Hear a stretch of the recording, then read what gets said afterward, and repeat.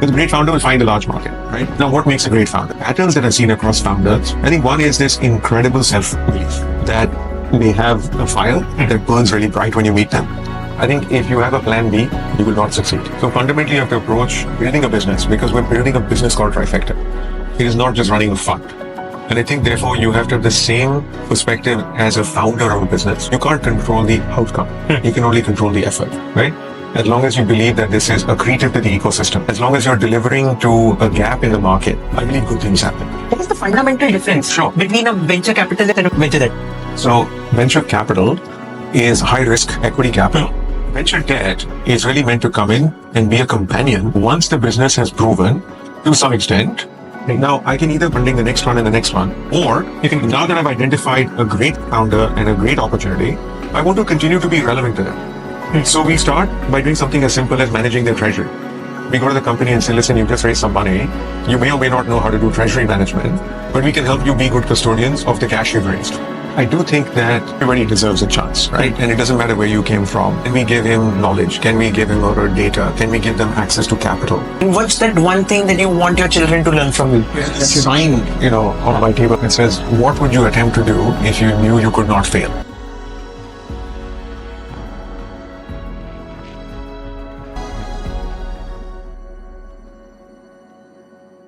What were certain things, which you learned in your college days, which kind of helped you in your later part of journey? And do you even remember what they taught you? Yeah.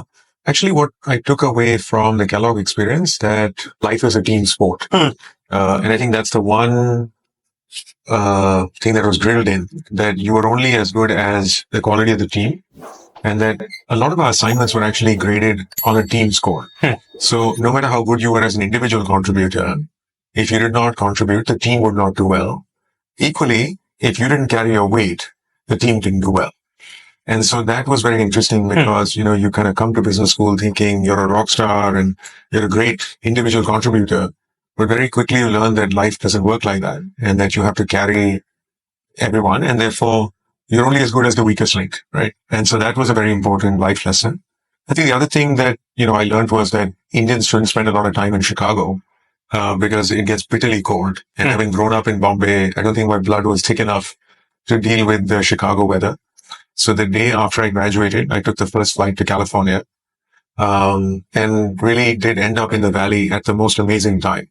And I do thank Kellogg for giving me that launching pad. It also allowed me to experiment with an alternative career. I thought, like everyone else, I'd go to business school and become a McKinsey consultant. And so I dabbled with consulting in the summer of 99.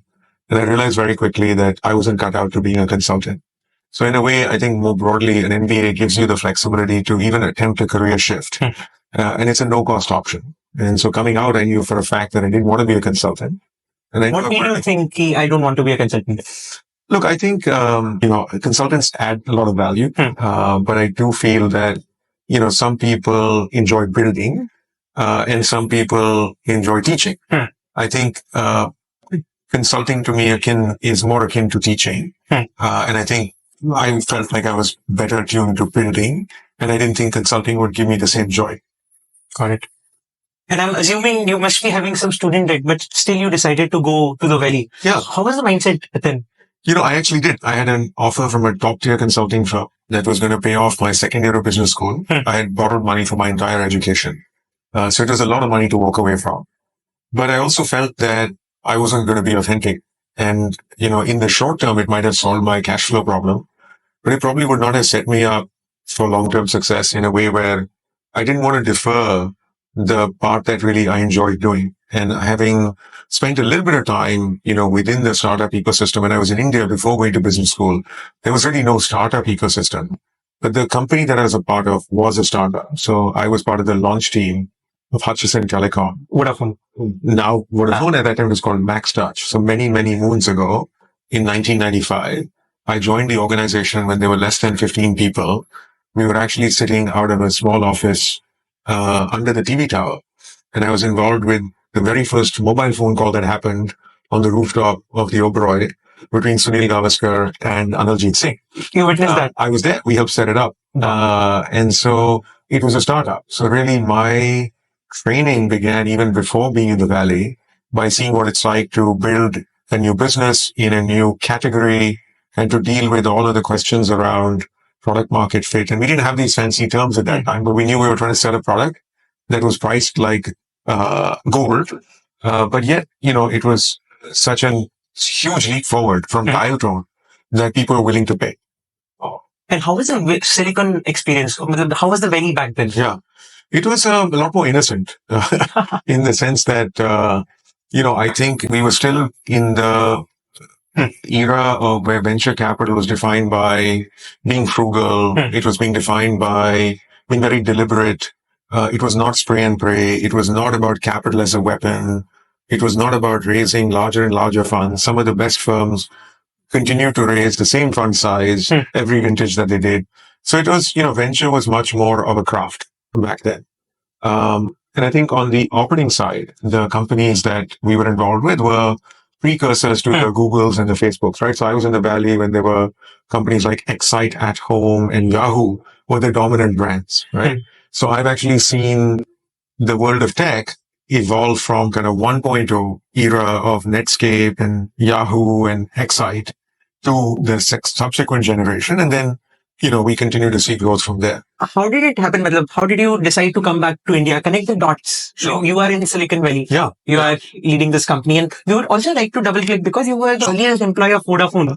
We all know that it's in a very terrible state. Have you closely observed the company? What do you think? What's your thesis? What went wrong and what were your learnings after coming from Vodafone and where it's right now? We'll first talk about my time in the Valley and then we'll talk about Vodafone. I'm not involved with the business today. It's a large public company. It's globally listed. So I don't really have a point of view on why it is where it is today, other than the fact that over time, these industries tend to end up either in a oligopoly or a duopoly type of setup.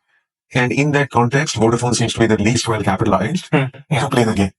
And I think given that technology is such an important part of staying ahead of the curve, they may or may not be able to invest in the technology and in the infrastructure to remain competitive long term, right? So eventually this does come down to the capacity to invest, whether it's 4G, 5G, whatever comes after that. And also understanding that over time, market forces are such that you may end up with 2 or 3 players at most versus 5. There was a time when India had a dozen plus. I'm talking about a dozen plus licenses. When we got licensed, it was actually 2 operators per state. So there was BPL and MaxTouch. But the operator in Delhi was 2 different companies. The operator in Calcutta was 2 different. The operator in Chennai was 2 different. So, the licensing of basically spectrum has been very complicated. And, of course, consumers only want to pay less. Nowhere in the world, has pricing necessarily per gig gone up. It's only gone down. The challenge, of course, is to make the economics work at scale in a country like India, where expectations are that I want world-class service. Now, you also have challenges like Jio that came in with very disruptive strategies, right? Because I remember there was a competing technology to GSM called CDMA. And Reliance came in much later with an all-digital architecture with phones that were much cheaper. And they were also subsidizing the device. So they took a slightly different model and they said, look, we will subsidize. And in a way, because their billing system wasn't working, they said, we'll also give airtime away free, right? We all knew that wasn't sustainable, but it served for a great disruption in the ecosystem at that time, right? So I guess the bigger picture story is that India tends to be a market that starts out with a very broad base of companies, but at scale, you typically end up with only 2 or 3 dominant brands. If I ask you to name paint companies, you'll say Asian Paints, maybe you'll say Berger. If I ask you to name 3 more, you won't be able to, right? If I ask you to name delivery companies, you'll think of a couple of names. Express. Or if I think about food, Swiggy, Zomato, you struggle to name number 3 or 4, right? Yes. So generally the makeup of India is such that you end up with these duopoly-like situations on the consumer side. And then after that, the drop-off is very significant. Why? What's unique about Indian ecosystem, which kind of needs to be developed? I think in a way it's a shallow market. There's typically in many other parts of the world, there's a rule of 3, that you'll have at least 3 large players, but sometimes it's network effects. Like, so for example, there's only one Facebook, there's not 20, right? So some of it is a combination of network effect. Some of it is a combination of where capital wants to go to, right? Because eventually capital will flow to companies that will end up being dominant and nobody wants to be in a laggard. Even investors tend to disproportionately reward category leadership. So if you look at how an Asian Paints is valued versus everybody else, there's a very different premium accorded to it, right? Of course, some of that has to do with the quality of management, the quality of the governance, the consistent track record. So I think in India, scale comes to scale, but also over time, if you can add quality to that, then the premium that you get gives you an unfair advantage against everybody else. So you look at Pidilite, right? Great company. If you think about any adhesive, they play in the category. They also own many, many adhesive brands. And Fevicol is a household name that you cannot replace easily. True. Right? It's trust, equalized So trust. therefore, I think in a trust deficit economy, it takes a long time to build a brand. But if you build a strong brand, and in the past, that also meant building very deep distribution. Of course, with e-commerce, we've had an opportunity to reset that. So what took Unilever 100 years to build by virtue of trust, maybe a big basket got there in 10. Right? But it's not that trust, it just stays constant. You have to continue to reinforce the trust, right? And therefore, having a Tata involved in a big basket further enhances the trust of the brand. So I do think that in an economy and in a country where we speak so many different languages, where really there's very little in common, if you start from the south and go north, then building trust is the single biggest challenge for most businesses. And once you establish that and you can scale it beyond one city or one region, then that's what leads to hopefully a long-term sustainable business. Got it. So has it ever happened to you? You have so many unicorns in your portfolio. Were there times when you had to choose between duopolies? How did you make your decision? Yeah.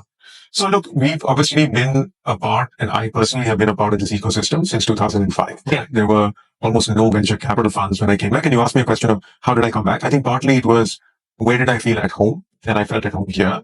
And I also felt that I had some learnings that I could put to good use in a market like India, which was 1 or 2 laps behind a more developed market like the US. And so my unfair advantage was that I'd seen the way of the valley, and that if I wanted to do something in India, I could bring some of that know-how, coupled with the fact that I had spent a few years working here. So part of the magic of India is what you know, but it's also who you know. And if you can combine what you know with who you know, you create, that's your edge, right? And so the fact that one had grown up here, the fact that one had spent time building relationships, and one had know-how from more developed markets, at least back in 2005, there's a huge arbitrage because the internet had not made the world flat. Right. The information arbitrage of how the valley works, how venture capital works, how asset classes get built, how companies raise money. I remember back in the early days, we spent so much time educating founders on what is a term sheet, what is an SHA, how do you think about dilution, why should you dilute? Because at that time, just the idea of private capital coming into a self-owned business was largely not available. So we were also dealing with just educating a founder on the fact that there was somebody willing to give them money who would then set up something called a board, and that board would then have influence on the business. And it was like a marriage. It was not a transaction. It was not I give you money, you give me something back. It was now we're in business together. And that took some time because, people are not used to having an outsider be involved in their business. And so a lot of the early years of venture were really spent on doing a lot of education around why is this the right way to think about your business and what is not good for your business. And in fact, I'd say 99% of all businesses should not take venture capital because they're just not designed to have outsized outcomes. And so the reality is that venture is a very specialized asset class. Relative to the number of small businesses we have in India, very small percentage actually get access to institutional capital. Right. I'm, segregating out, mom and pop financing, friends and family financing to institutional financing, right? And generally institutional financing in the venture form goes where in a finite period of time, a company can go from 0 to 100, and those businesses generally have certain attributes. They should have high gross margins. They should be capital efficient. They should have non-linear growth prospects. They should have over time some network effects. So those are the kinds of things that you look for, which you may or not find easily in many businesses, because a lot of what we're doing in India is largely embracing technology versus making core IP. And I think, therefore, there is a big difference between venture capital in the US. Of course, things like enterprise software have been huge industries in the US. In India, we've had largely a services culture. And so the question is who's building truly software, whether it is SaaS, leave aside the legacy software, but even SaaS for India. I think there's a lot of people that will say, look, I'm not going to invest if India is your only market, because the willingness to pay for technology, I'll throw more bodies at it. There was a perception, I'll just throw more bodies at it. Why invest in tech? Now, as the cost of labor goes up, as there's a premium on efficiency, as people start to appreciate the fact that risk management is a premium, then using software becomes important, right? Right. So we're going through that growth curve where rather than throwing people at the problem, if you can throw software at the problem, you improve margins, you improve profitability, you improve predictability. There's a natural reason to take it. But 20 years ago, it was much cheaper just hire more people and make them do the work. I get it. There are certain cases Yeah. you kind of, made in your mind. Sure. While coming to India. Yeah. Also tell us, how are Indian markets fundamentally different from US markets? Sure. And you're saying India markets are, much more shallow. US markets were. Yes. Can you help us understand between the differences and the uniquenesses and, how similar are these markets? Yeah.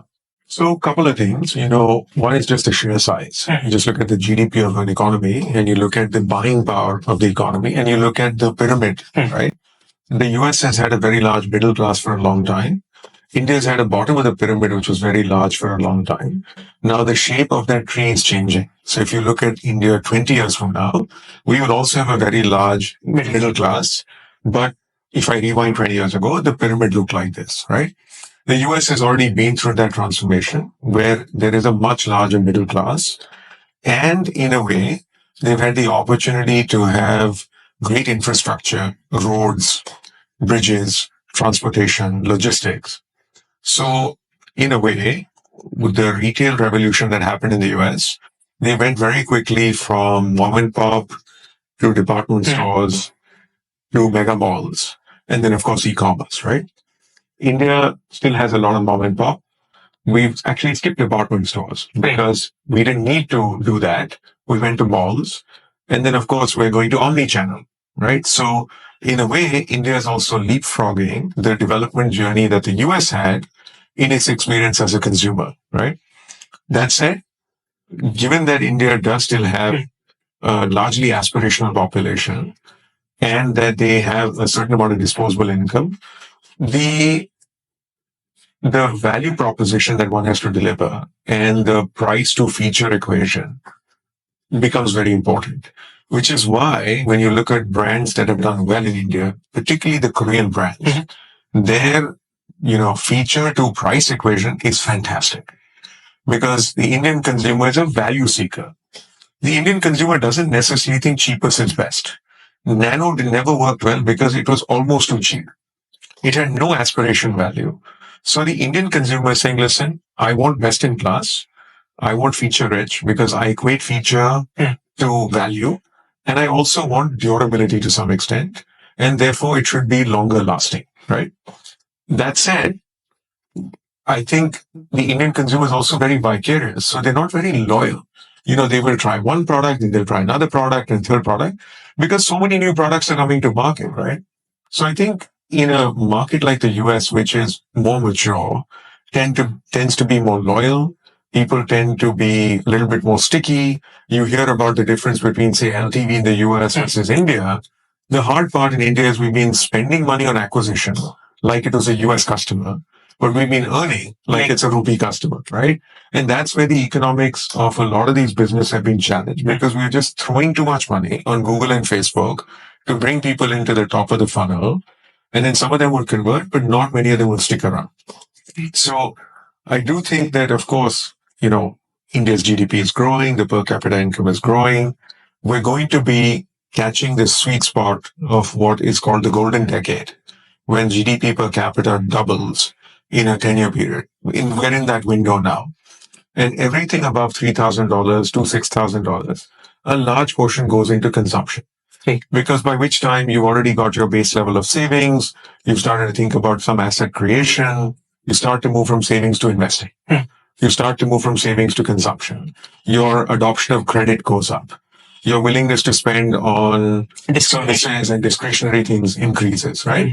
And all of that then leads to a virtuous cycle because a lot of that flows back to businesses who then invest in growth.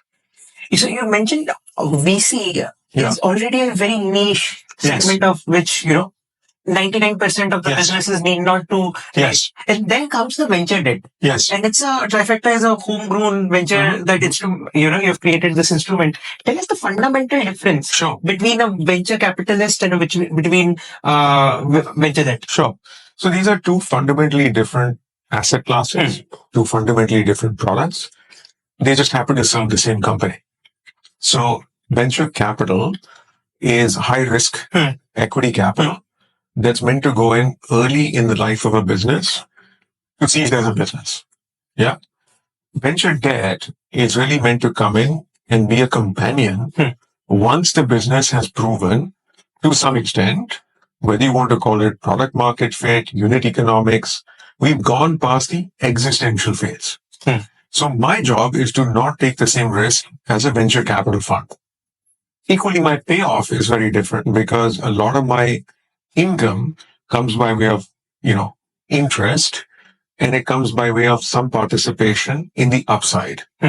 So we are different on three accounts. One, we have a very different risk profile. Venture capital is all about asymmetric outcomes. You put in a rupee, you make 100, but you can also lose a lot of money. Right.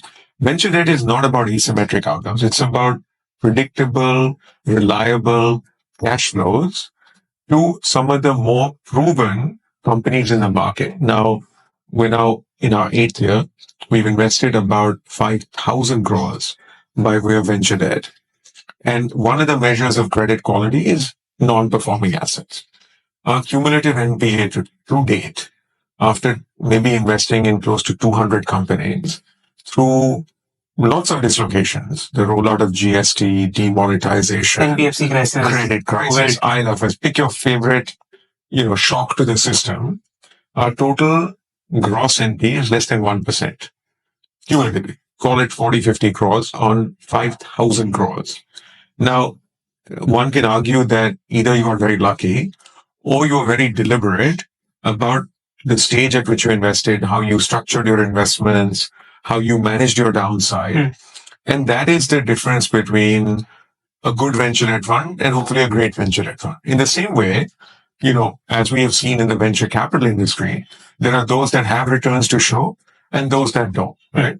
So I think the fundamental difference is one is meant to fund the true early risk, which is binary in nature, versus the other is meant to largely come in after binary risk has been taken off the table. One has unlimited upside, one has capped upside, and one is meant for investors who have a much higher risk appetite, and the other is meant for investors who say, look, I don't have the risk appetite of binary outcomes, but I want safe, predictable cash flows on a regular basis. And how is venture debt different from any other debt instrument available to a company? Sure. So historically, you think about debt being available. It in the past was available largely to profitable businesses. You had to have a record of profitability because in a way you were also servicing your debt from the proceeds in the company. Typically, it was also available to people who had plant, machinery, hard assets, collateral. And it was oftentimes available to more established businesses, family-owned businesses, large public companies. Venture debt is largely available. Every single company we lend to will run out of money before they have repaid us. Okay. We will face a zero cash event in every single investment we make before they have fully paid us. And why will this happen? Because they are consuming cash to grow. All our companies, when we invest in them, they may have good unit economics because they are growing faster. They're consuming cash. Now, the reason they're consuming cash is because they believe it's worth investing in product or market share or capturing a certain segment of the market, which will then be rewarded over time. So the fundamental difference between traditional debt and venture debt is that venture debt is largely targeted at industries that are underserved by traditional lenders, that don't have access to traditional capital because they don't carry traditional collateral, profitability. We don't typically obligate founders with personal guarantees. And so it is different horses for different courses. There is lots of room for banks and NBFCs who do a great job of serving our companies once they've got to profitability, or with use cases like vendor financing, receivable financing, which tend to be more cash flow driven.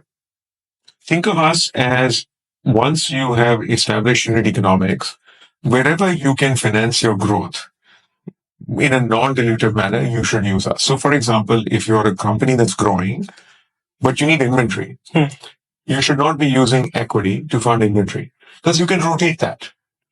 If you are, let's say, a company that needs to set up small branches like a Zepto, and you have these dark stores, You can either raise equity to fund the fit out and capex of a dark store, or you can use debt. So like we did with Box8, like we did with Zepto, like we did with KitchenZat, many of these companies had a nature of business that required them to make these small but regular investments in growth, which they could recoup. Got it. So our form of capital became a very scalable way of non-dilutive financing for these kinds of businesses that had a proven unit economic model.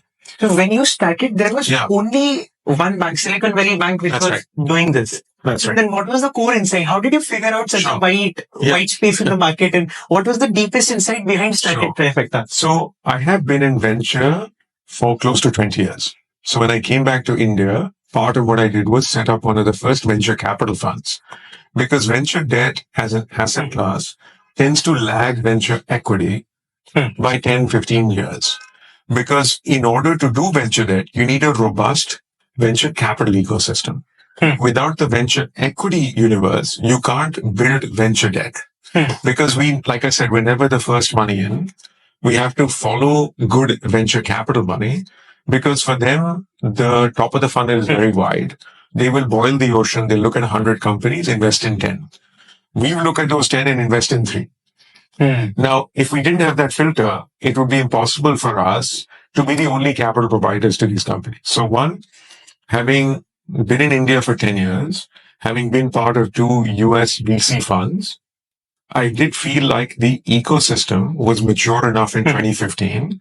There were a bunch of global names and some local names that have been doing a good job of serving the Series A, seed, to some extent Series B financing needs, which created a very vibrant set of opportunity to serve. That was one. 2, having been with founders through those 10 years, the founders were saying, hey, Rahul, thanks for the equity, but I need to finance my growth. Banks are not lending to me. Why can't you lend to me? And my answer was, look, we're a venture capital fund. 1, we're not allowed to, and 2, that's not our business, right? So there was a rising tide of demand. There was an ecosystem that was a little bit more mature. And to some extent, there was a belief that from the LP side, there was a lack of an offering that allowed Indian institutions, family offices to participate in this venture asset class without taking all the risk of being in a venture capital fund. So some of it was a function of demand, and some of it was our belief that there is appetite to allocate capital to the venture ecosystem, but not with the same risk appetite that it takes to be a venture capital investor. So how much of VC Yeah. commits to the LP? How much ROI does a VC promises to a LP? And as a venture debt firm, how much ROI do you promise? So that's a great point, because obviously the question is, if I'm taking venture-like risk, what kind of returns should I make if I'm taking debt-like risk, right? Now, generally speaking, the venture debt returns tend to be considerably lower than venture equity. But let's say if you're comparing to an early stage fund, most people will say, look, if I'm investing in a venture capital fund, I want multiples of my money back. So if I go into a fund that doesn't return 3, 4, 5 times the capital, it's not worth it. But let's say from an IRR perspective, the IRR expectations are 30, 40, 50%. Because otherwise, why take the binary risk, right? Because venture debt doesn't take binary risk, what we guided investors to was that generally you should expect that on a deal by deal basis, we're targeting about a 20% blended IRR, of which 2/3 will come roughly from the coupon bearing nature of it. What is that? So every venture debt investment has 2 instruments. There's a debenture and there's what we call a partly paid preference share. Okay. The debenture instrument is the equivalent of the debt that we provide. Which later converts to equity? No, these are 2 separate instruments. Okay. So let me describe a typical venture debt deal. You've just raised your Series A round of financing. You're a company that has proven some business model. You come to me and say, Rahul, I need $6 million, of which I've got $4 million from equity. The $2 million I want from debt because I need inventory, I need working capital, I have deposits, I need some capex. So I don't want to fund that with dilutive capital. I say, okay, You've raised 4 or 5 million of equity. Along with that, I can maybe do 1 to 2 million of debt. Now, this debt will be provided to you by way of what is called an NCD, a non-convertible debenture. So the company issues it, we subscribe to it. And that NCD typically has a term of, say, 24 to 36 months. It usually has a moratorium during which you only pay the interest, you don't pay the principal back or the coupon, for whatever better word. So a typical instrument would be 36 months, 6 months moratorium. In those 6 months, you're only paying interest. And then from month 7, you start to run down in equal installments the principal payment. Got it. And then whatever is the outstanding at every end of the month is the interest that you pay, right? So in a 36-month period, you have taken this 5-6, crores, or let's call it 8-10 crores of debt. You sat on it for a little while, you used it for working capital, for inventory, and then you've run it down. And that, therefore, like I said, let's say we're targeting a 20% IRR. Typically, the coupons are, let's say, 14%. The equity kicker, which means that we also subscribe to partly paid shares, it's like a warrant or an option in a company, except the instrument that we had to create or use for the first time was the idea of a partly paid preference share. Because a preference share, we all know, a partly paid allows us to put in a small amount, get on the cap table, and only if the company does well, do we have the right to pay up and own a fully paid share. There is no obligation on us to fully subscribe to that. So, for example, that typical deal construct would be 10 crores of venture debt, along with 1 crore of partly paid shares, with a 1 lakh paid in amount. So 99 lakhs is unpaid on the 1 crore equity, and the debt is 10 crores provided. And how much interest do you charge approximately? Typically, so the way it works is historically, and this was set at a premium to what was available with banks and NBFCs. Yeah. But another way to think about it is, in the US, they have a term called SOFR, the Secured Fed Overnight Rate. Okay. Which means we give money to the treasury overnight, you get 5% in the US today. Typically, venture debt is priced at a premium to that in the US. And that premium can be anywhere from 7 to 10% premium. This is over and above SOFR. Because the US, that's a risk-free rate. Means you can close your eyes, put money in the bank, and next morning you get the equivalent of 5% annualized yield. Got it. Yeah. So, in the US, where venture debt has now been around for many, many years, the pricing has moved to fixed plus a certain premium attached to the risk profile of the asset class. In India, we have not yet moved to that paradigm. We've generally said that as we think about credit quality and we think about the grade of credit, we think that this should merit a premium to, of course, high-grade corporate paper. It should merit a grade above things that may be unsecured. So broadly, that range, if you think about historically, banks have lent to businesses at, call it, 8 to 10%. NBFCs have lent to businesses at 12 to 14%. This all in, including the equity kicker, translates to a 16 to 18%. In some cases, the upside is good, 20%. Now, the hard cost of capital is only the coupon. The rest is by virtue of capital gains that we make. So like I said, when we do a new investment, we're typically targeting a 20% IRR, which includes the 14% which we would earn by way of the interest income. And 6% and 6% by way of the upside. Now, in some cases, it'll be 2% upside. In some cases, it'll be 20% upside, right? But adjusted at 6%. We expect that we should make about a 20% IRR on a typical venture debt investment. In venture capital land, that IRR expectation is 30, 40, 50%. So that's the difference between venture capital expectation return and venture debt expectation return. Wow. So while you raised your first fund, right now it's Trifecta is having the third fund. Yeah, we'll be launching our fourth fund shortly. So what were some challenges you faced because you were coming from Kellogg? Did it help? Not particularly. Okay. I think what helped was that I'd been in venture capital a long time. So I had some track record. My co-founder, Nilesh, had been an operating finance guy. He'd been a debt fund manager. How did you meet? Serendipity. Okay. I think, so look, I think interestingly, finding a co-founder, your first instinct is to work with family. Your next instinct is to work with a friend. Your third instinct is to actually find the right person for what you're trying to build. And so Nilesh happened to be the third bucket. We were not family. We hadn't necessarily been friends growing up or hadn't gone to school together. But our paths had overlapped to some extent, having been in financial services.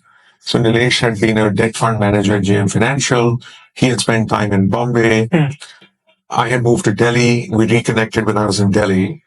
And he at that time had built a offshoring business in the credit space, along with a bunch of other founders and private equity, sold it to Accenture, and had become a global MD doing what they call ventures and acquisitions. So basically, corporate development, including venture investments for Accenture globally. Got it. I had been, and his journey to that had come from an operating finance background and a debt fund manager. And then he was sitting inside a large corporate doing balance sheet investing. I had come from a startup background, but a lot of my experience had been around sales, marketing, business development, and then, of course, venture capital with a bias on equity. So I had the venture experience. He had the debt experience.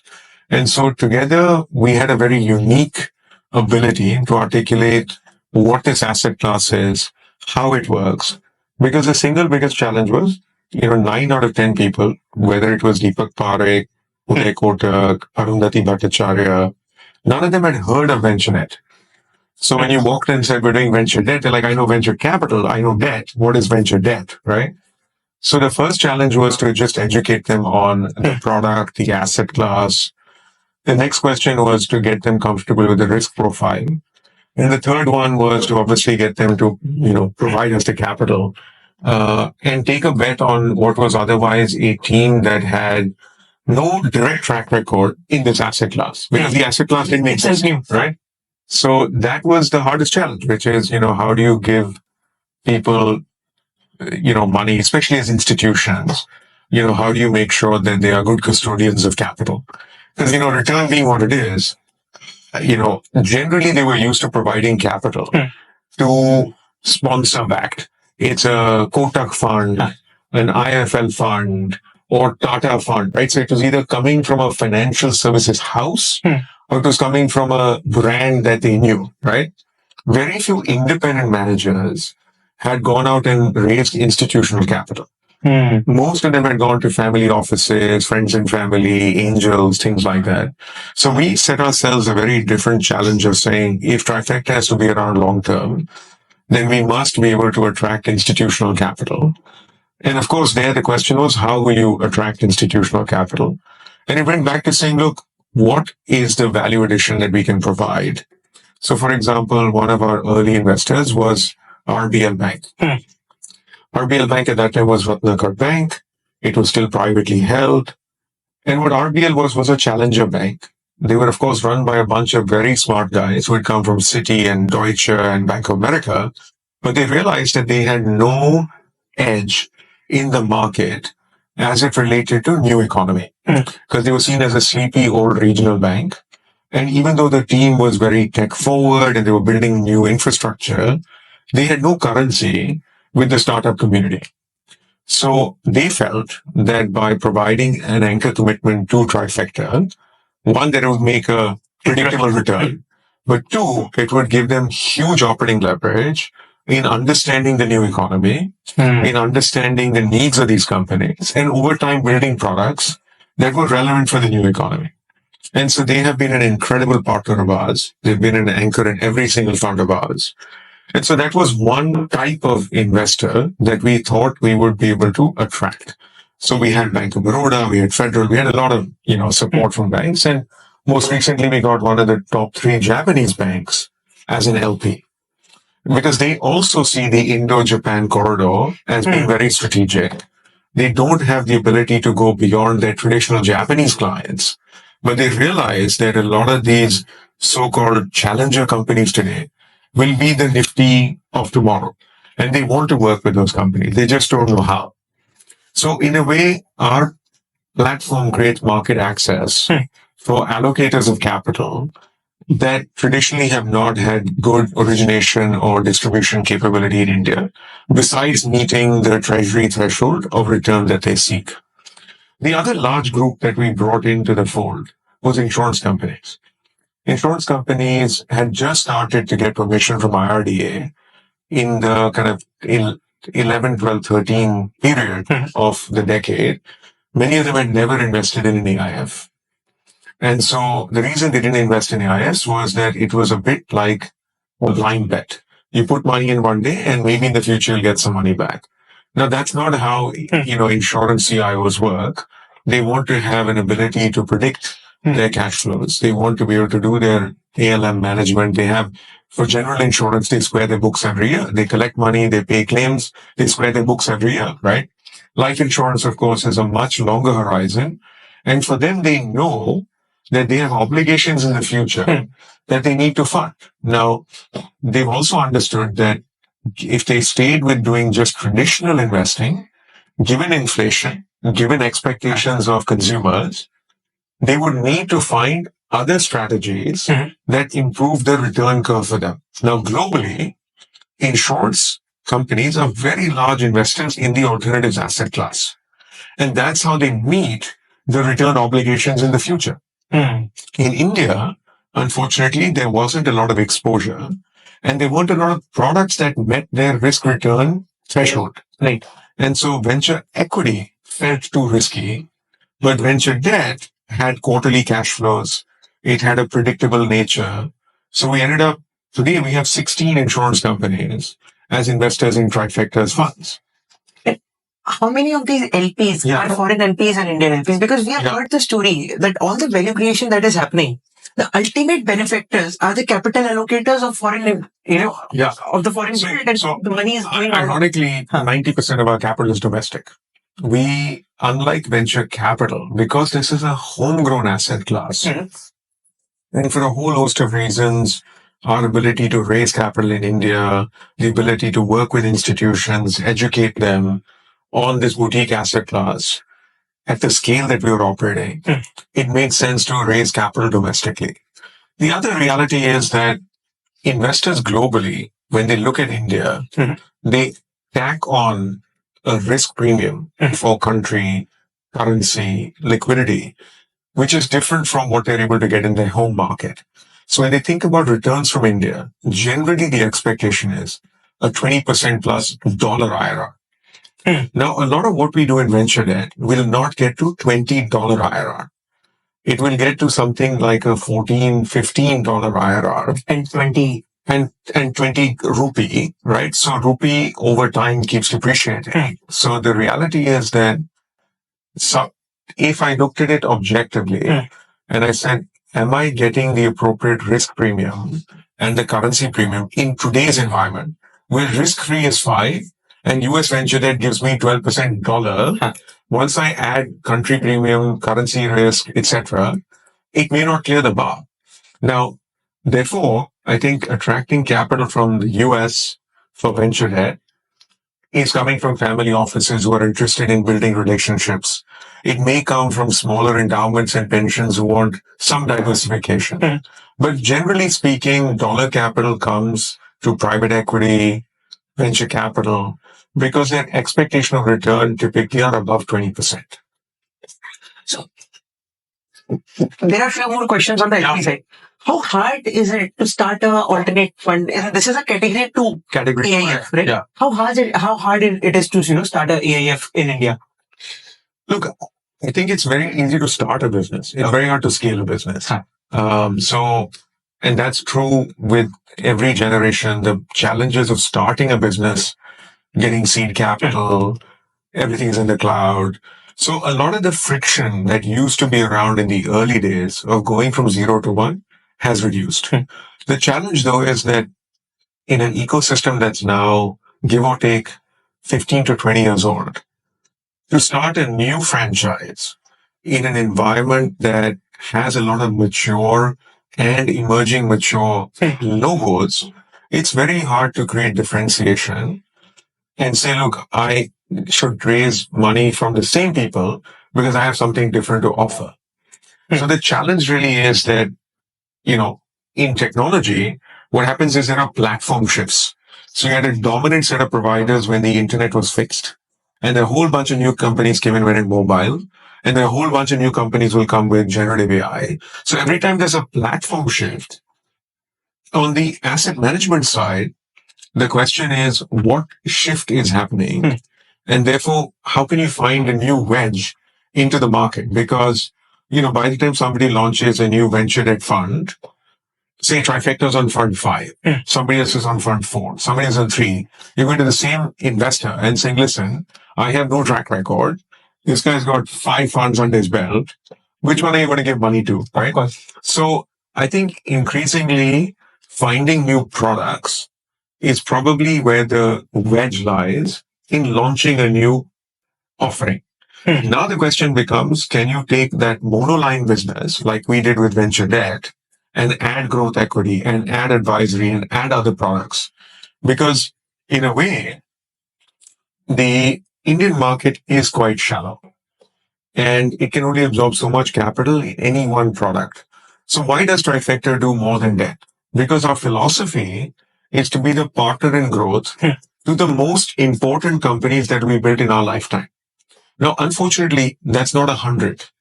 It's probably 25 companies that will truly matter. If you think about, the household names today, right? The 50 companies that matter, maybe you'll replace 20 of them. You won't replace all of them, right? And if you want to create disproportionate value, you have to be in those companies. Now, I can either go out and keep funding the next one and the next one, or now that I've identified a great founder and a great opportunity, I want to continue to be relevant to them. So we start by doing something as simple as managing their treasury. So let's say Surge and a bunch of, early stage guys put money in. We go to the company and say, listen, you just raised some money. You may or may not know how to do treasury management, but we can help you be good custodians of the cash you've raised. So today we work with over 150 companies. We have several thousand crores of treasury assets that we advise on and manage. And these assets may not be the assets that the funds that you've raised from Trifecta. This could be going from anybody. Right. And so about half of that is portfolio companies of Trifecta. The other half is companies that are in the open market that we have no balance sheet relationship with. This we also manage now for half a dozen VC funds, their treasuries in India. And they in turn then end up introducing us to their broader portfolio because they get a better view across all their portfolio companies as to where is the balance sheet sitting. Yeah. So we start our flywheel by saying, can we help you manage your money better? From there, we build some knowledge and relationship with the company. And oftentimes when we provide venture debt, it's not like we found the company today. We may have been conversations with them from seed to Series A to B, at which point the venture debt makes sense. So our venture debt offering then builds on top of the foundational work we've done, either by way of treasury or just providing feedback input in raising capital. Most recently, we added our growth fund, which says, okay, now that you have become an established company, and yet you need additional support because as you think about the journey from private to public, you need to build different capabilities. You need to add governance. You need to add a discipline of monthly performance. You need to be able to access new capital market participants who happen to be investors at Trifecta. Our team happens to have taken companies public. So we now have a growth equity strategy that then typically works with legacy venture debt. But let's say we find other assets that we would not have gotten into. We'll also invest there. So we've made 12 investments from our growth equity fund. 8 came from legacy venture debt relationships. 4 were companies that we liked, like Misho, but they never raised a rupee of venture debt. So we just felt that as a growth investor, it was going to be a great outcome for us. So we allocated capital to that, and we've known with it and the rest of the team for a long, long time. Right. One more thing on the LP side. I was thinking when I asked you the question of how hard it is, I was asking on the compliance side as well, because, you need licenses of SCB and stuff like that. But apart from that, when you were there any stories where some of your first LPs kind of rejected, or were not agreeing to your education of the new thing, and how did that shape? If I had $1 for every door that slammed in my face, I'd be a lot wealthier today. But I think we have constantly manifested our destiny because we're solving problems in the market. If you're doing a bunch of Me Too stuff, if you're being copycat, if you're growing by putting other people down, that is not sustainable success. So we have never grown by trying to do what somebody else is doing. I think we've always grown by saying, what are the gaps in the market? So for example, let's take the example of lending to founders. Today, there's no scalable product where if a founder wants liquidity, he can borrow money. It's just not available. Now, maybe it didn't make sense 2 years ago. Maybe it still doesn't make sense in the market, but let's say many of these founders will go public in the next 2-3 years. They may want liquidity. They may want to borrow to invest more into their company. That capital is not available today. So I'm saying there are product ideas sitting everywhere. It's just, can you see them? Are you at a point in time when you can add that capability? Because, there's a cold start problem, right? It's a chicken and egg. If I don't have capital, I can't invest. If I can't invest, then how will I make? So I think you therefore have to start somewhere. And the way we started with venture debt was, of course, we had a knowledge of the venture capital ecosystem. We had a sense of the demand, and there was this latent need. The other thing in India is, there's no shortage of demand. Demand exists everywhere. You have to shape products in it, right? So there was a latent need for venture debt. Somebody had to build the product. There's a latent need for promoter financing. There's a latent need for distressed financing. There's a latent need for ESOP financing. I can name 10 products. And are these small needs enough? Today they may be a small sliver of the market. But as companies grow, now let's think about how to dimension the size.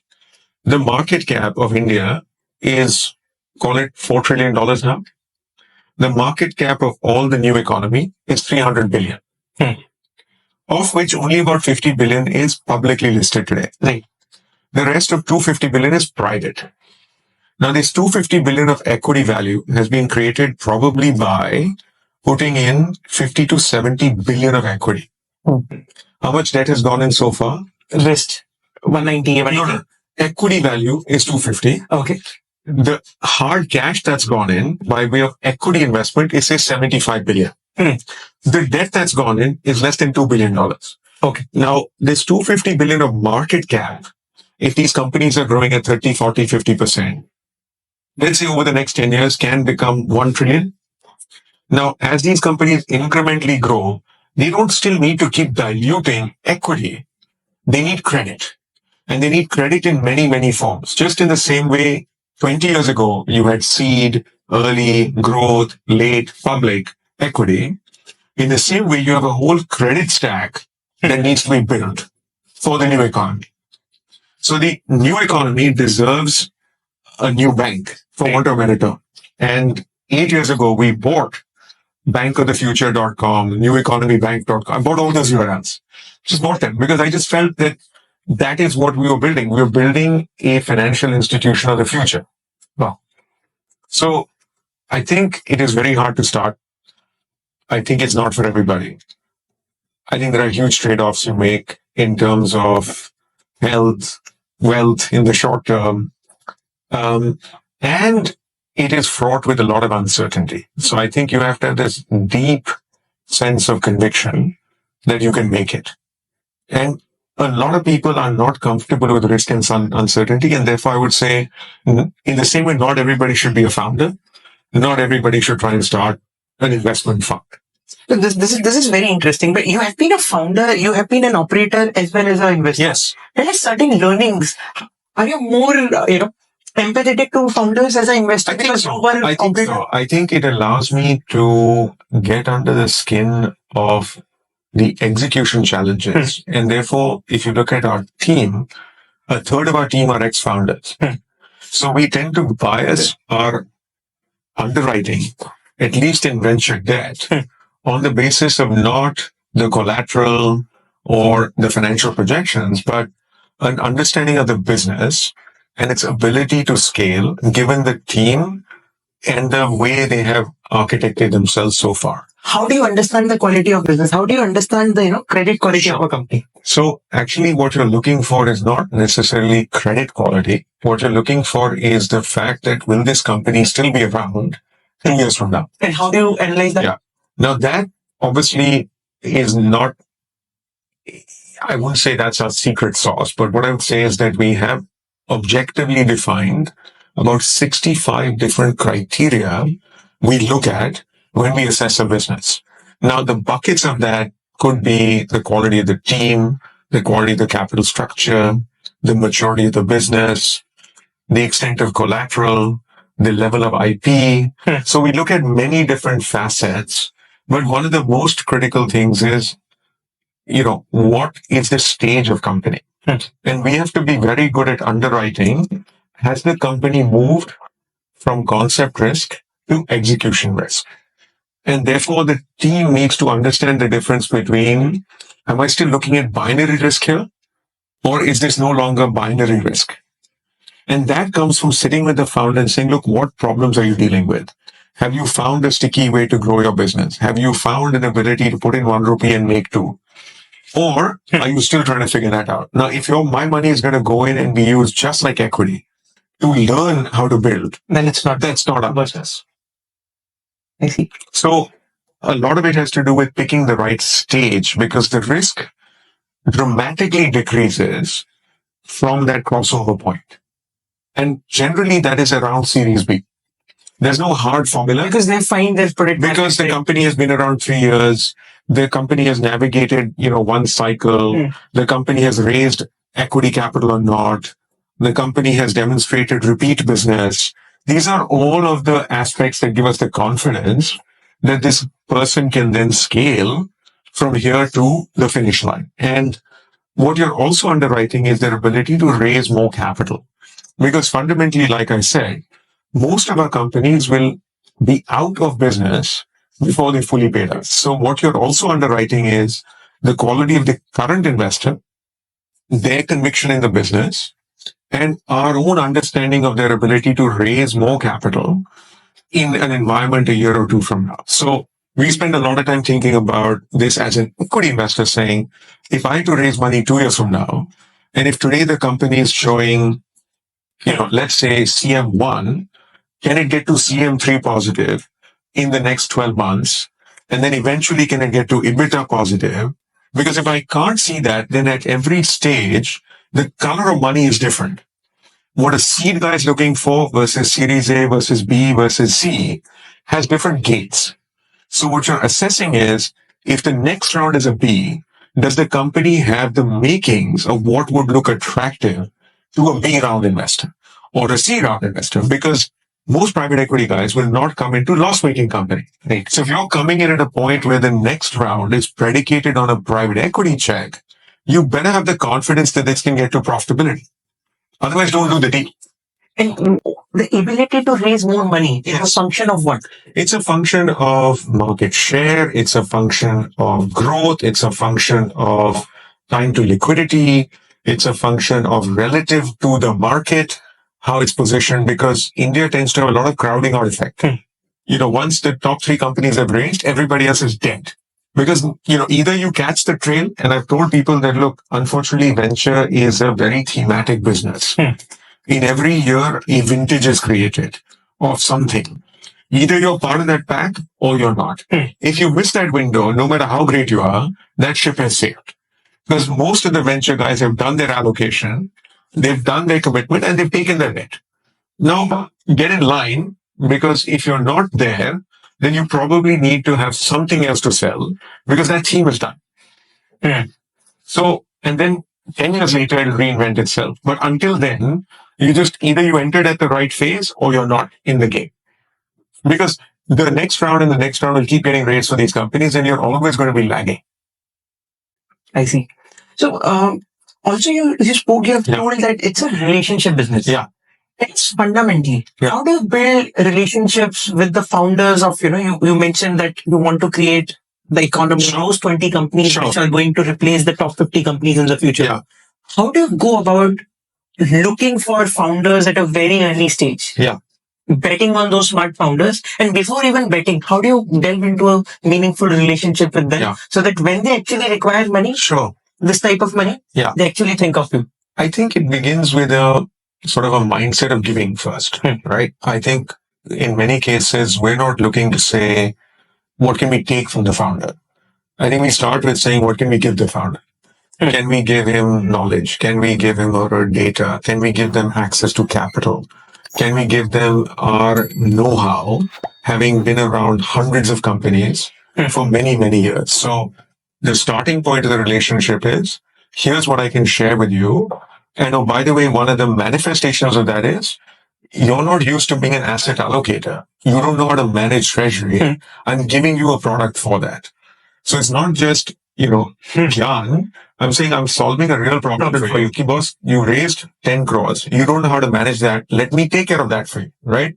So at a starting point, you're solving for the peace of mind that at least that 10 crores, which is oxygen, is well looked after. Then the question becomes, okay, do you understand my business? Can you help me get early access to customers? Can you help me understand what valuations look like? Can you help me understand who are the investors who are writing checks? Because the beautiful thing about venture debt is we have a bird's eye view on the ecosystem. Because we work with Axel, Sequoia, Lightspeed, Bessemer, pick your favorite name. We have a sense of who's investing in what themes are trending, who's interested in check writing right now, who's going slow, where are they in their fund life. So there's a lot of know-how that we have. So when a founder is looking to raise, we'll say, look, you're a consumer business, go to Fireside, go to Sixth Sense, go to these guys. Don't go to these guys because they're not going to come in. Or this guy has a bias towards SaaS, this guy doesn't. So that understanding of the ecosystem is also valuable because, many of them can't hire a banker, or even if they have a banker, they may want to have some direct conversation. So I think it begins with a mindset of saying, what will it take to make this founder successful? And I think that comes from the DNA of the team who enjoys building things. I think if you have a mindset that says, I'm in the money business, and you have a kind of a transaction led, versus you think of yourself is in the building business. I mean, our website says your odds of success just got better if we work together, right? So we want to build. And I think that's culturally what allows us to engage with founders in a manner where they see Trifecta being productive. I've always said, look, you're winning if you get the first call from a founder. Yeah. And if you're not, and if you lose relevance, and then it becomes a commodity, then we're done, right? So I think it's very important to appreciate that even founders need change. What mattered to him or her at seed when he was thinking about survival is different from A when he's thinking about customers, different from B when he's thinking about hiring people, is different from C when he's thinking about raising a growth round. So you have to also evolve your communication and value proposition as the company grows. So it's a very tough business. I think from the outside, it looks fairly straightforward, but we're constantly, like any other business, asking, what is my value proposition? What is my differentiation? Is it sustainable? There is no permanent advantage. When we started Trifecta, there were no venture debt funds in India. Right. Today, there are a dozen, right? But there are very few platforms today that do debt and equity. So that's a unique advantage because companies feel that Trifecta can do more for them than just a venture debt fund. We also have advisory. So we started to build the differentiation through product. It can also be just over time, success comes to success. You have great track record. Founders see you being good to the businesses. They will then refer you to other founders, right? And so in our business, both sides take time. The raising capital takes a lot of time. It took us 5 years to raise our first 200 million. And then in 2 years, we added another 500 million. And in the next 12 to 18 months, we'll likely add 500 million to our AUM. So that curve in our world takes time, but it has this bend. Equally, as you build capacity in the market, as you scale your team, you start small, But then as you grow capital, you can afford to hire better, you can afford to build more infrastructure, you can build the mid office. So you start to build support capabilities that you didn't have before, like any other organization. So we are at the end. Just the last couple of things. So venture industry is all about pattern recognition. Yes. And you have been, called the grandfather of this industry. Definitely. Can you teach us the art of pattern recognition? If I want to learn that, how do you do that? Also give us an analogy of this. Go to ChatGPT, and go figure it out. No, look, honestly, I don't think it is as obvious, because even investing has certain personal biases, right? Some people will be very data driven. Some people will be very personality driven. And what works for me may not work for everybody else. What I fundamentally believe, it's not the what, it's the who. Yeah. So the first pattern, of course, a lot of people say, look, I'm looking for a large market. I'm looking for a great founder. The great founder will find a large market, right? Now, what makes a great founder? I think that, is a very difficult question to unpack, but the patterns that I've seen across founders, I think one is this incredible self-belief that they have a fire that burns really bright when you meet them, and you can feel that when you talk to them. It's not necessarily just confidence. It's that they're coming from a place where they're deeply authentic. So that you can pick up in the discussion. Two, that they have, in a way, some unfair advantage. Whether it's life experience, could have been adversity, could have been relationships, that they have some unfair advantage, because I meet a lot of bright people, but they may not have any particular edge. So you're looking for some unfair advantage. It could be that grew up as an army brat.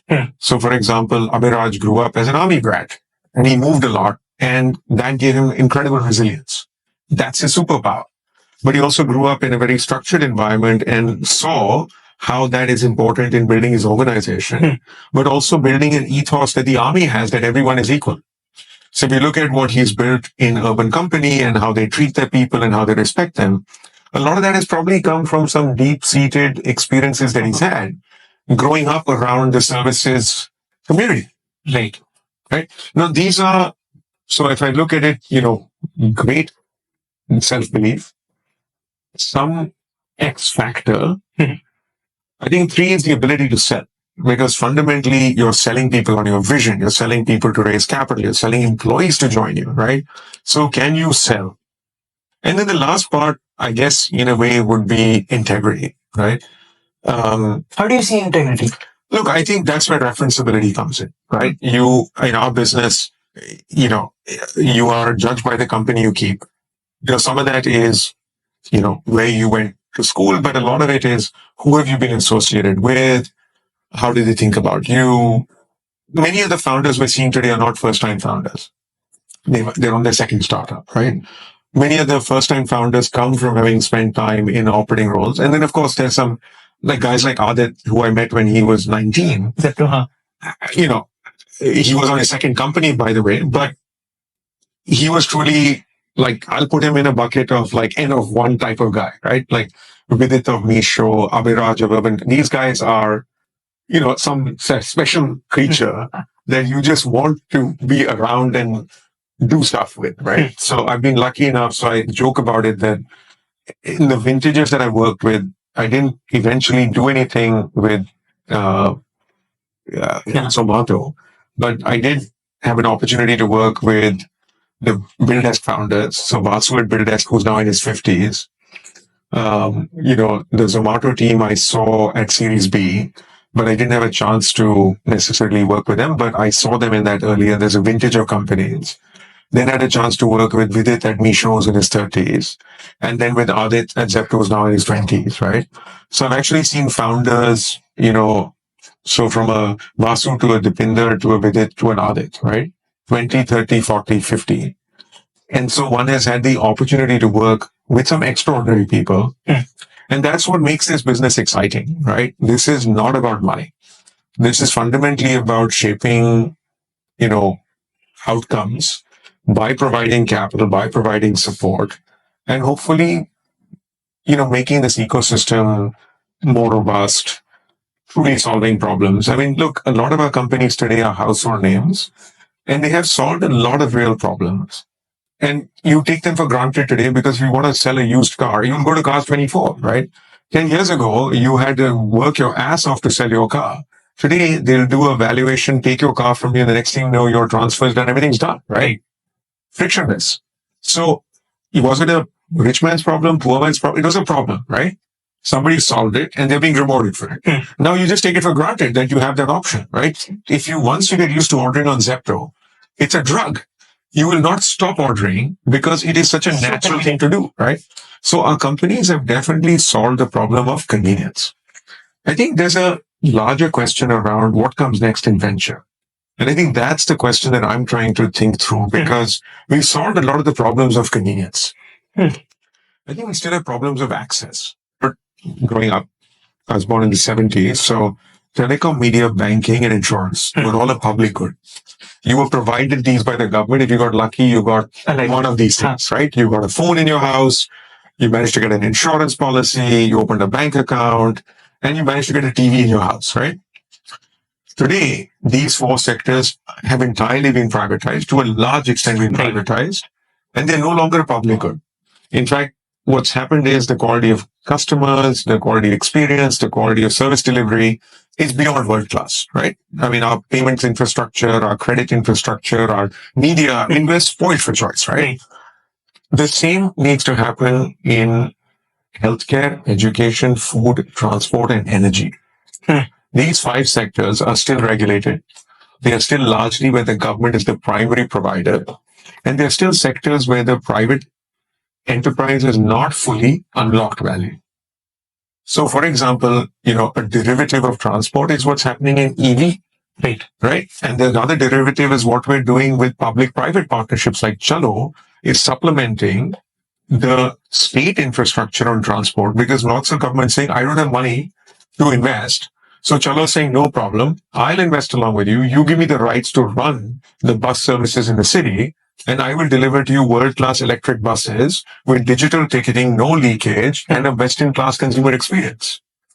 So I think where the large opportunity lies going forward is not necessarily convenience. It's actually building better access and in unlocking what was a public good and making it a private offering. Those five sectors today are more than 50% of share of wallet of the average Indian. Think about it. Education, healthcare, food, transport, energy. Wow. Last thing before we go to the rapid fire round, you spoke about founder and the art of selling. Yes. As the one of the most critical aspects. And as leading, this venture firm, you also need to have the art of selling to all your LPs. There is one unique insight about when you sell to the LPs, what works and what not. Anybody who wants to learn the art. Yeah, I have a very simple philosophy. It's not what I'm selling. It's what are they buying. Fundamentally, you have to understand that you can't put a square peg in a round hole. So actually understanding what they are buying and in a way shaping your proposition to that becomes the secret sauce. If LPs, and I'm in the business of manufacturing product, we're constantly picking up signals of what they need. Back in 2015, what they were asking for was, we don't like long duration. So most funds were 10 years, we did 7 years. We don't like back-ended returns. We did quarterly distributions. We don't like the risk of venture capital. So we said we'll invest at a later stage. So it became then a natural fit for what they were looking for. So step into the shoes of the buyer and try and understand what are they looking to buy, not what are you looking to sell. Got it. This is interesting. So this is a rapid fire round. A couple of interesting questions that you have to answer quickly. There is one thing that you are contrarian about, which, everybody around you thinks differently, but you have a different opinion about that.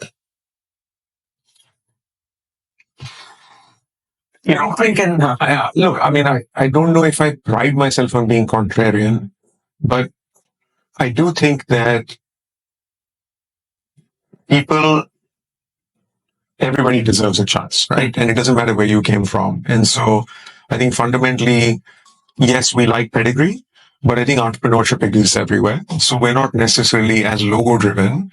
And so if we see a great founder and we think they have the opportunity to build something, it doesn't matter where they came from. We will we will write them a check, we will support them, we will help them. Here's an example. We have many of our founders, and we've come into a company, for example, called Entry. And Entry was built out of Hyderabad, not out of Bangalore. The founder didn't go to any fancy college. He was solving for, English as a foreign language in India, teaching people English, and then entry to state level exams. Most of us have never taken a state level government exam. We have no idea what the challenges of that are. So, Hisham was not a typical venture capital backable company. Of course, he raised some equity and then we put debt into the business, right? So on paper, he did not have the makings of a typical VC-backed IIT IM entrepreneur, right? But we saw what he was solving for and we liked what he was building. And so we put some money in there. Got it. There is one thing. If you have to predict something about future, what that thing would be? It's unknown. No, I think what we tend to do about the future is, I think change, I think somebody said it before, change happens slowly and then very suddenly. So, it'll kind of be creeping up on us and then boom, it'll happen. And you're like, oh shit, how did this happen? So I think it's, the future is hard to predict. I do think though that history repeats itself. And it's very important to look at the past to kind of figure out where the future is going to lie. And there's a lot of work that's been done on the rise and fall of civilizations, the behavior of leadership over cycles. So I think it's very important to realize that we're living in a very small moment in time, but we're part of a 3,000, 5,000 year history of evolution and trying to understand human behavior. Where are we in that cycle of civilizations? And clearly we happen to be in a time when, India had peaked. Many civilizations generations ago had troughed and is on the rise again. So we're in a very special time where India has an opportunity over the next 100 years to be truly dominant. You mentioned that, surrounding yourself with the best folks is the best thing that anybody can do. Absolutely. If you were 22 again, who will those 5 people, those 5 people that you would surround yourself with? That's a tough one. That is a tough one because look, I will say one of the other things I felt is, people ask you, do you have a mentor or a role model? I don't think I have one. I think, I felt that at different points in the journey, you take from different people different things. Because I think what you want is the right value system, right? Everything else will be a function of the context you're in at that point in time. So I guess I don't know if I would name 5 people to be surrounded by, but I would say that I would want to be around people that are very different from me. Because I think through those different experiences, you craft your own path. So if I was with a bunch of Me Too guys that all thought the same way, spoke the same language, I'd probably end up having a very Me Too career. But I think I actually began my career in advertising, which is very unusual for somebody who's now in venture capital. So I spent a couple of years in advertising, then I spent time in media, then I spent time in the Valley. So I think just making sure that you are with 5 people, you are the average of your 5 closest friends. Right. So one, ideally look for people that you respect, look for people that you can learn from, and look for people that are different from you. And who are these people for you? So for me, I was lucky enough to be surrounded by a bunch of people that, so if I look back at the Valley, it was just very interesting because through business school, you also ended up meeting people that came from different countries, that had very different backgrounds. And I think when we showed up in the Valley, of course, there was a lot of there wasn't the tech bro culture. It wasn't there at that time. But you had a lot of diversity. And so at any given point in time, you had a guy from Egypt and you had somebody else from Greece and you had somebody else. And a lot of that came from the fact that US is a melting pot of different people's experiences and culture. And I think that ability to still connect is a huge skill because, you have to connect at a human level. And I think in India, we say we're diverse, but you generally end up with people that look a lot like you, right? Have very similar backgrounds. So um, when you're thrown out of that context is when you, I think, learn a lot. And I think for me, growing up, I was with very similar people. It's only when I left the country is when I had the opportunity to really, one, understand my own identity. Because when you're in India, you're not asked to prove your identity or even appreciate your identity. It's only when you're out of your context do you really know who you are. And I would say that, that is a very important part of the journey, just knowing oneself. I think it's so important to know what your true motivators are, what your true fears are. And then surrounding yourself with people that can be complementary to that. What are certain things that gives you real joy, real pleasure out of all the trifecta things and the finance things that you know? Look, I think it truly gives me joy when I see our companies being successful, right? It is one of those things where it's like a baby, right? You are a pseudo parent to many of these companies and you love all your children, but then some of them really, break out and do extraordinary things, and that creates for tremendous joy. Of course, our business is about delivering consistent returns. So the other thing is consistency, right? Anyone can have one great outcome, but can you consistently deliver to the promises that you made to your investors? So I think our business definitely has two sides. We have a side that faces the market, where we allocate capital and how we serve our companies. But the other equally important side is the guys who give us money, right? We exist to deliver returns to them. And if you can go back to an LP and he says, I'm happy to give you money again, that's a great sign that you're doing a good job, right? And our industry is self-policing. If we do a good job, we'll get more money. If we don't, people have no obligation to give us more money. We got to know that you were an enthusiastic DJ.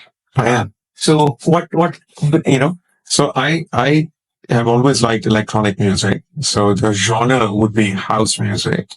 But I joke, it's, typically songs with words as well, not just techno and things like that. So I do enjoy house music. I was actually at a concert on Sunday night.